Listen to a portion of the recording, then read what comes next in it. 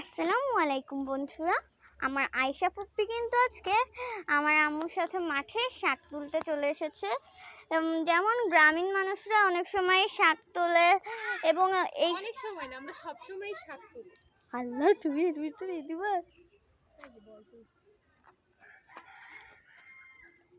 আর এমনিতে এই গ্রামে যেমন শাক তোলে তেমনই ঠিক এই মাছটা ঠিক একটা গ্রামের মতো অনেক সুন্দর।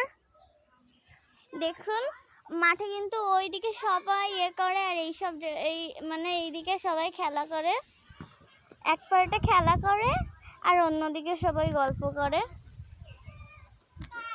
ওই দেখুন কত সুন্দর আর অনেক বড় আর এখানে অনেক হাওয়াও দেয়। এর মধ্যে দিয়ে আয়েশা ফুপ্পি শাক তুলছে। কি শাক এগুলো জানিস? না, শুনছি।